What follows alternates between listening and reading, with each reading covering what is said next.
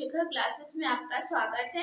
आज हम लोग भाग 5 पढ़ेंगे, संघ सरकार, जो कि अनुच्छेद 52 से लेके 151 तक है। ठीक है, तो हम लोग आइए देख लेते हैं। भाग 5 संघ सरकार, अनुच्छेद 52 से लेके 151 तक है। ठीक है, इसमें हम लोग 52 से लेके 151 में हम लोग राष्ट्रपति, उपराष्ट्रपति, मंत्री परिषद, प्रधानमंत्री सबके बारे में पढ़ेंगे। तो जो ये 3 पार्ट में डिवाइड है। जो संसद है वो 3 पार्ट में डिवाइड है। तो जो संसद है वो 79 अनुच्छेद में इसका पूरा वर्णन दिया गया है। ठीक है, कि संसद का गठन जो होगा वो 79 अनुच्छेद के तहत होगा। फिर उसके बाद ये 3 पार्ट में डिवाइड है। पहला है राष्ट्रपति, ठीक है, दूसरा है राज्यसभा, तीसरा है लोकसभा। ये तीनों पार्ट में डिवाइड है। जो राष्ट्रपति है उसका जो है 52 अनुच्छेद में है। ठीक है, राष्ट्रपति के पद का जो है वो 52 अनुच्छेद में है। फिर राज्यसभा 80 में है, अनुच्छेद 80 में है, और लोकसभा 81 में। तो आज हम लोग राष्ट्रपति के बारे में डिस्कशन करेंगे। तो पहला हमारा टॉपिक है राष्ट्रपति। इसमें आज हम लोग राष्ट्रपति पढ़ेंगे। तो राष्ट्रपति जो है वो 92 में दिया गया हुआ है। ठीक है, तो पहले हम लोग अनुच्छेद 53 देख लेते हैं। अनुच्छेद 53 में क्या कहा गया है कि राष्ट्रपति अपनी समस्त शक्तियों का प्रयोग एवं अथवा अधीनस्थ अधिकारियों के माध्यम से करता है। मतलब इसमें बोला है जो राष्ट्रपति है वो जो राष्ट्रपति को जितनी भी शक्तियां प्राप्त है, या तो वो स्वयं करता है, या तो वो क्या कहते हैं जो उसके नीचे अधिकारी है, जैसे प्रधानमंत्री या मंत्री परिषद से करवाता है। ठीक है, इसमें 53 में ये दिया गया है। फिर 54 हमारा क्या कहता है, अनुच्छेद 54 क्या कहता है कि राष्ट्रपति का निर्वाचन मंडल। राष्ट्रपति का निर्वाचन कैसे होता है? जो राष्ट्रपति का निर्वाचन होता है वो लोकसभा, राज्यसभा, विधानसभा, दिल्ली पुडुचेरी विधानसभा के निर्वाचित सदस्य। ये चीज बहुत इंपॉर्टेंट है कि पूछा जाता है कि राष्ट्रपति का निर्वाचन कैसे होता है। मतलब पूछा जाता है निर्वाचित सदस्य या मनोनीत सदस्य या दोनों, ऐसे करके ऑप्शन दिए रहते हैं। तो हमेशा ये ध्यान रखिएगा कि निर्वाचित सदस्य द्वारा होता है। ठीक है, मनोनीत सदस्य द्वारा नहीं होता है। ठीक है, यहाँ पे लोकसभा में 2 मनोनीत सदस्य होते हैं और राज्यसभा में 12 होते हैं। ठीक है, और जो राष्ट्रपति का निर्वाचन मंडल जो चुनाव होता है वो अप्रत्यक्ष चुनाव होता है। मतलब अप्रत्यक्ष मतलब जो जनता द्वारा नहीं चुना जाता है। ठीक है, और प्रत्यक्ष चुनाव वो होता है जो जनता द्वारा चुना जाता है। ठीक है, राष्ट्रपति का जो होता है चुनाव वो अप्रत्यक्ष होता है। अप्रत्यक्ष इसमें राज्यसभा विधानमंडल और दिल्ली और पुडुचेरी विधानसभा के जो निर्वाचित सदस्य होते हैं वो चुनते हैं। ठीक है, ये चीज ध्यान रखिएगा। यहाँ जम्मू कश्मीर अभी जल्दी विधानसभा इसमें भी है, लेकिन क्या कहते हैं इसका भी वर्णन नहीं दिया गया क्योंकि इसमें चुनाव नहीं हुआ जम्मू कश्मीर में। ठीक है, उसके बाद आता है हमारा अनुच्छेद 55।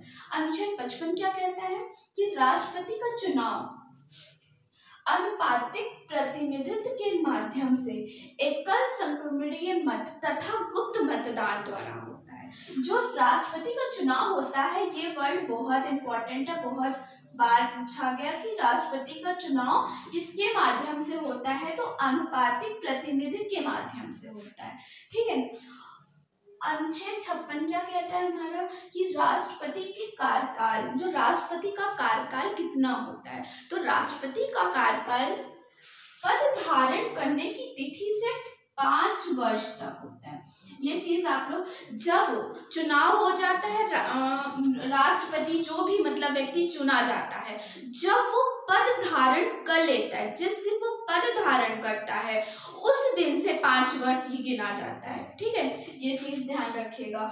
और अगर 5 वर्ष के पहले अगर उसको हटाना है तो या तो वो स्वयं त्याग पत्र के द्वारा वो हटाया जा सकता है। ठीक है, वो हट सकता है, और वो त्याग पत्र किसको देगा, वो उपराष्ट्रपति को देगा, या तो उसको महाभियोग के रूप से हटाया जा सकता है। तो महाभियोग हम लोग अभी अनुच्छेद 61 में पूरा इसका प्रावधान दिया गया है, तब पढ़ेंगे। ठीक है, तो राष्ट्रपति का जो पद है वो 5 वर्ष तक है। ठीक है, उसके बाद आता है हमारा 57 क्या कहता है हमारा कि पुनर्निर्वाचन के लिए पात्रता। ठीक है, यहाँ इसमें दिया गया है पुनर्निर्वाचन के लिए पात्रता। पुनर्निर्वाचन की पात्रता में क्या है कि भारत का जो राष्ट्रपति है, भारत में ऐसा प्रावधान है कि एक व्यक्ति कितनी भी बार चुना जा सकता है। ठीक है, लेकिन यही चीज अमेरिका में नहीं है, एक ही व्यक्ति 2 बार से चुना जाता है। ठीक है, और भारत में एक व्यक्ति कितनी बार भी राष्ट्रपति बन सकता है। ठीक, उसके बाद 58 हमारा क्या कहता है कि राष्ट्रपति के लिए अर्हताएं, मतलब क्या क्या शर्त होना चाहिए। एक तो वो भारत का नागरिक होना चाहिए, दूसरा इसमें इम्पोर्टेंट पॉइंट है वो 35 वर्ष की आयु पूर्ण कर चुका हो। ठीक है, इसमें जो पूछा जाता है कि राष्ट्रपति की न्यूनतम आयु कितनी होनी चाहिए, तो 35 वर्ष होनी चाहिए। ये चीज आप लोग नोट कर लीजिएगा क्योंकि ये पेपर में वनडे एग्जाम में पूछा गया है। तो 35 वर्ष की आयु हो और पागल या दिवालिया ना हो या किसी लाभ के पद पर ना हो। ठीक है, ठीक है, लाभ के पद पर ना हो, ये चीज आप लोग ध्यान रखिएगा। अब अनुच्छेद 59 क्या कहता है हमारा कि राष्ट्रपति पद के लिए शर्तें क्या क्या होनी चाहिए। शर्तें में वही भारत का नागरिक होना चाहिए और क्या कहते हैं किसी के लाभ पद पर नहीं होना चाहिए। ठीक है, या जो भी सदन से क्या कहते हो उसको वो सदन छोड़ना पड़ेगा। जैसे वो लोकसभा या राज्यसभा में किसी का भी सदस्य हो, अगर वो राष्ट्रपति चुना जाता है तो उसको वो सदन जो जिसमें लोकसभा या राज्यसभा जिसमें भी वो सदस्य है उसको वो चीज छोड़नी पड़ेगी। ठीक है, इसमें ये शर्त में ये दिया गया है। उसके बाद हमारा आता है कि अनुच्छेद 60 क्या कहता है, राष्ट्रपति के लिए शपथ। यहाँ मैंने आपको बताया था कि अनुसूची जब मैं पढ़ा रही थी तो मैंने आपको बताया था अनुसूची 3 में सबके शपथ की बात की गई है सिवाय राष्ट्रपति के शपथ की, क्योंकि इसका पूरा एक अनुच्छेद में इसका वर्णन दिया गया है कि अनुच्छेद 60 के तहत राष्ट्रपति जो है वो शपथ लेगा और बाकी किसी के प्रधानमंत्री, मुख्यमंत्री या कोई भी मंत्रिपरिषद के शपथ की बात नहीं की गई है, सिवाय जो है राष्ट्रपति की कि इस अनुच्छेद के तहत राष्ट्रपति, भारत का राष्ट्रपति जो है वो शपथ लेगा। ठीक, उसके बाद आता है हमारा 61 राष्ट्रपति पर महाभियोग। जब मैं आपको ये भी पढ़ा रही थी कार्यकाल, तो इस पे जो महाभियोग द्वारा जो है इसको हटाया जा सकता है। तो राष्ट्रपति का महाभियोग है, बहुत इंपॉर्टेंट है, जो कि अनुच्छेद 61 में है। तो कैसे, मतलब क्या किस किस कारण जो है महाभियोग लाया जाता है, तो संविधान के अति अकमर पे या संविधान का उसने कुछ उल्लंघन किया हो।